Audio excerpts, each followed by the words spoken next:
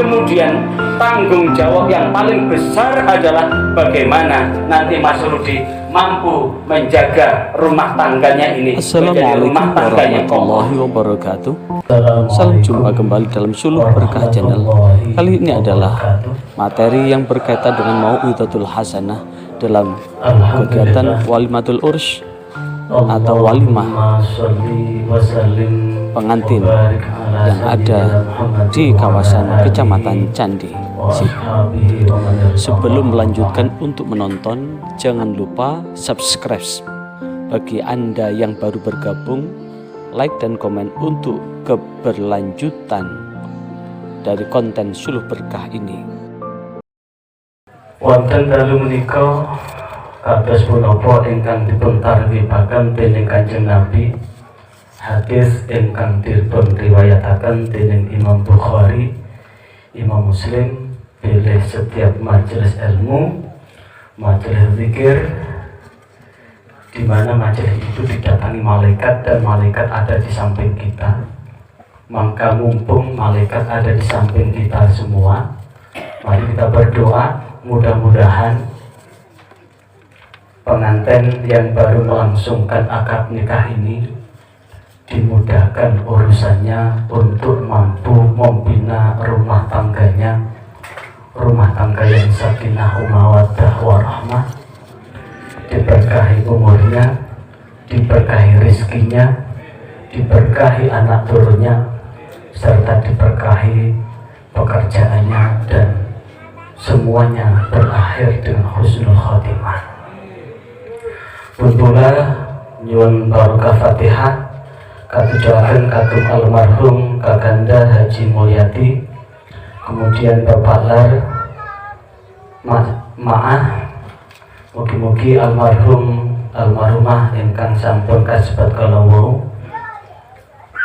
dipun terima sedaya amal saenipun, dipun ngapunten sedaya kekhilafanipun, lan alam kubur alam barzahipun dipun jembaraken, dipun padanaken raudhatan riyadil jannah, wala tajal qabrahum hufratan min hufarin nar.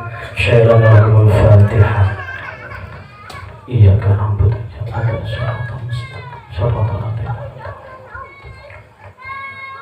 salawat mugi salam mugi kunjuk datang saudara Kanjeng Nabi Muhammad SAW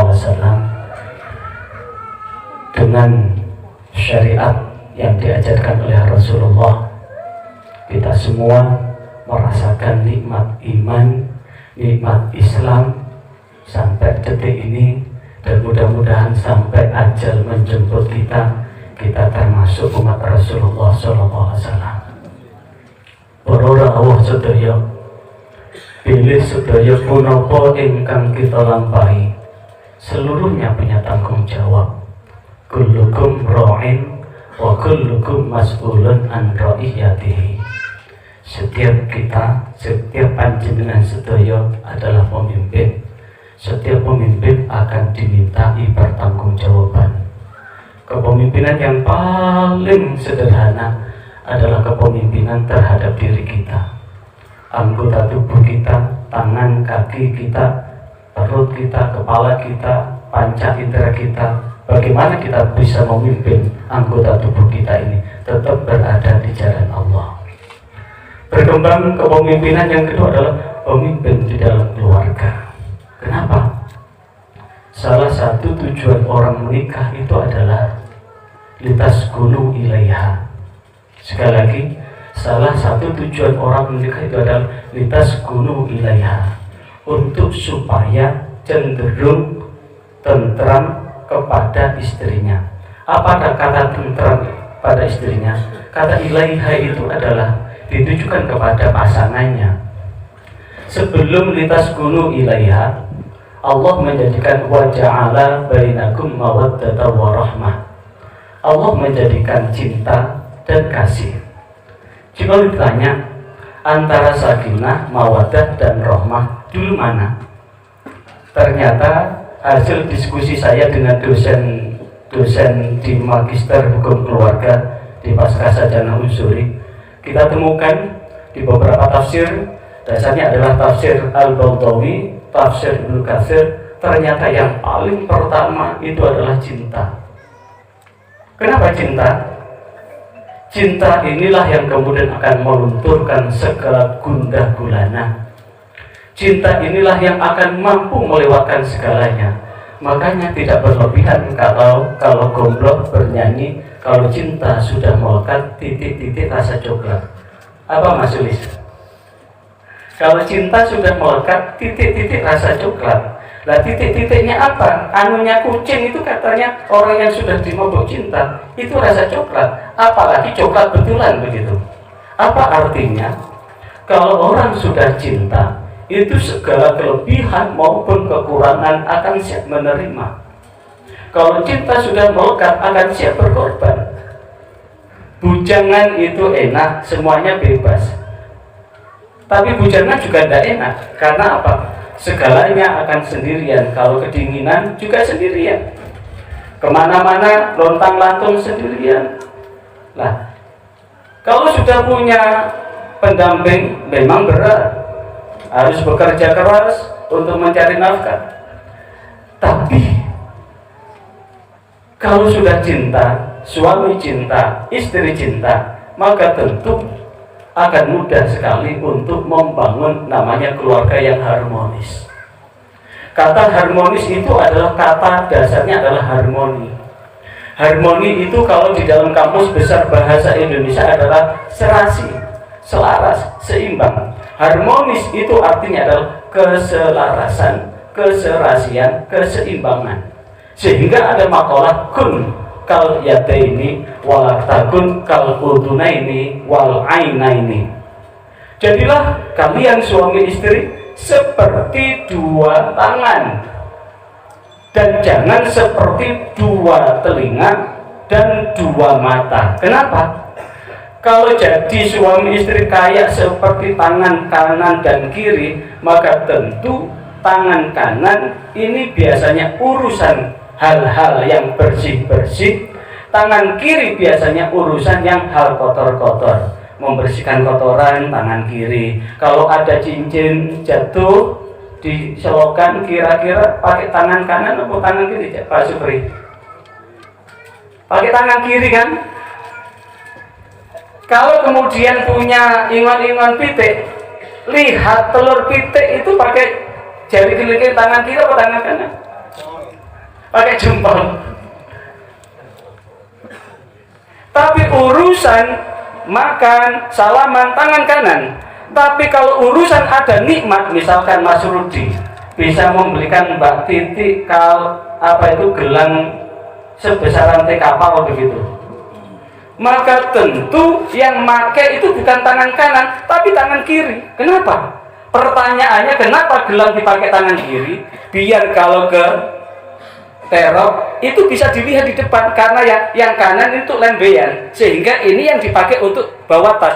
Punya tas yang bagus pakai tangan kiri, punya gelang pakai tangan kiri. Apa? Supaya bahwa ini gelangnya besar, baru beli dan sebagainya. Dan tangan kanan tidak pernah iri. Beda dengan telinga. Makanya wala takun kal udhunaini, janganlah engkau seperti dua telinga. Kenapa? Kalau telinga ini dikasih anting, kini 1 gram, sini harus 1 gram.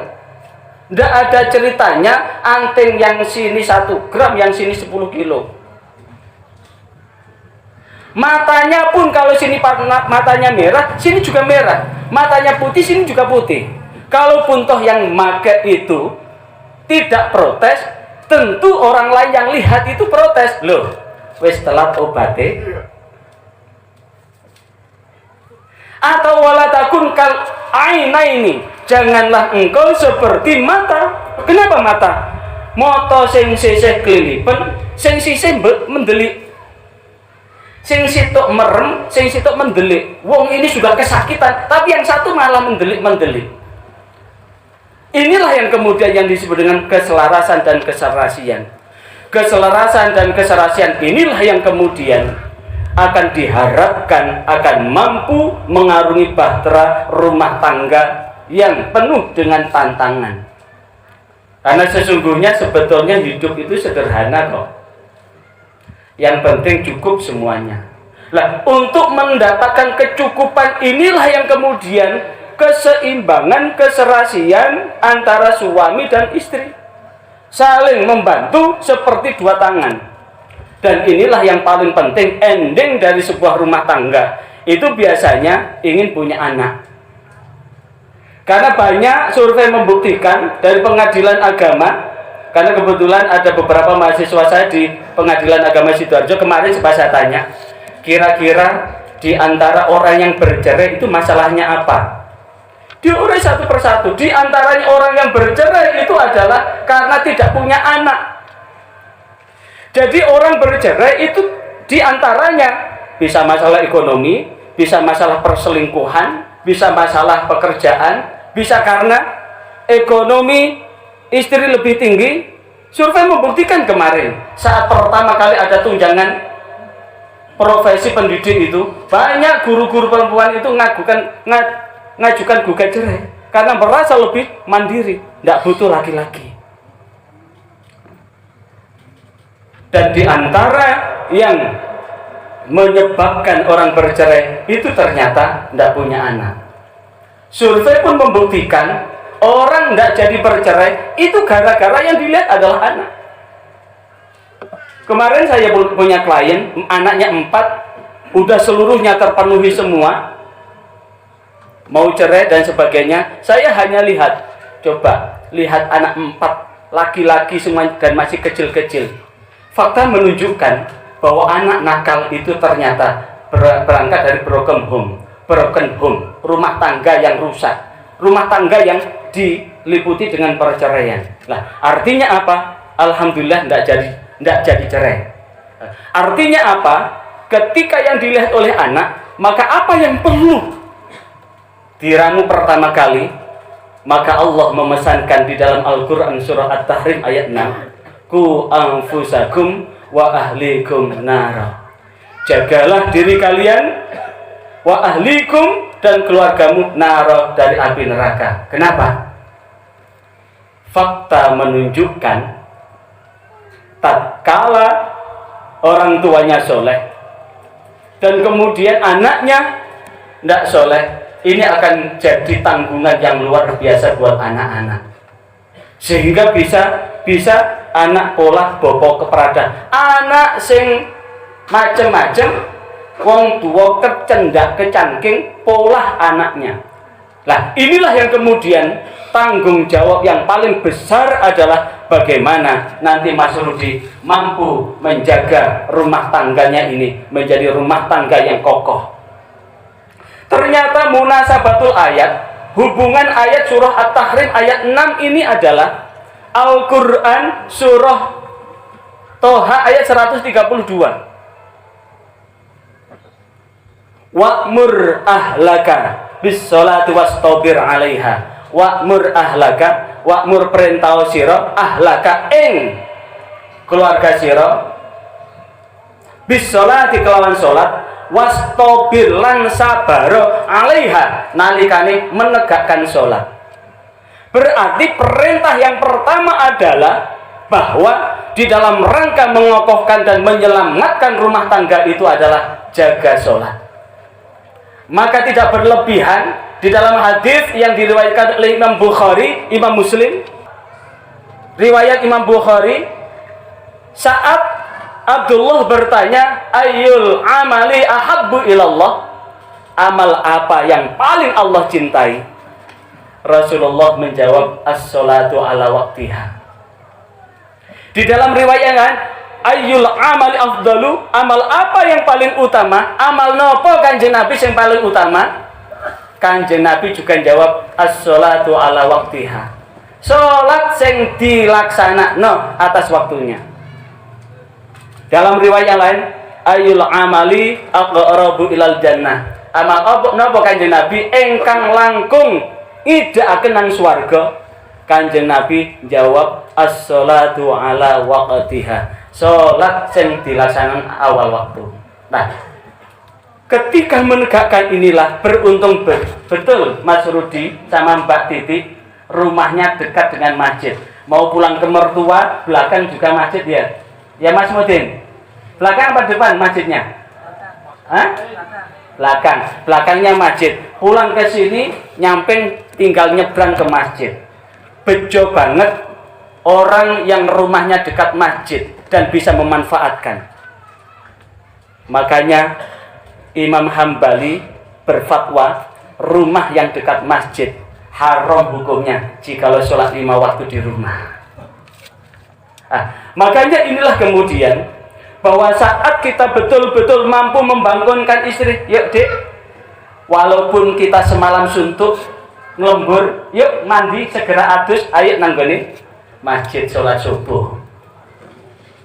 Dibangunkan, ketika anak lahir dibangunkan. Kalau ini sudah kita lakukan di dalam surah Toha ayat 132 itu, la nas'aluka rizqa, aku ora bakal jaluk nang kon rizki, nahnu narzukuk, aku sing ngekek rizki nang kowe. Di dalam tafsir Ibnu Katsir disebutkan bahwa man aqamas shalah yarzuqullahu min haitsu la yahtasib. Siapa yang mampu menegakkan sholat, maka Allah akan memberikan rizki dari jalan yang dia tidak menduganya.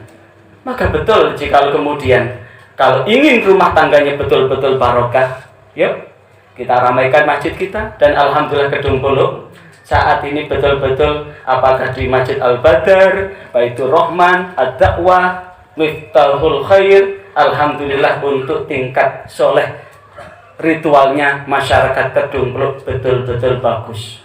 Termasuk guyub rukune warga ketika rukun kematian, semuanya alhamdulillah patut menjadi contoh buat desa yang lain.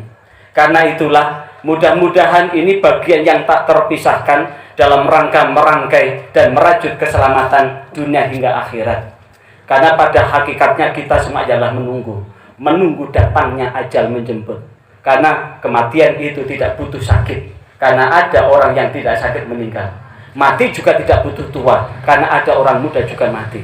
Sehingga dengan demikian kita ini termasuk orang-orang yang siap menghadapi namanya kematian. Dan mudah-mudahan kita semua yang hadir pada kesempatan ini betul-betul diberikan nikmat husnul khotimah. Husnul khotimah umur kita, husnul khotimah keluarga kita, dan mudah-mudahan Allah mencukupkan segala kebutuhan kita. Selamat dunia akhirat. Al-Fatihah. Iya, kamu betul.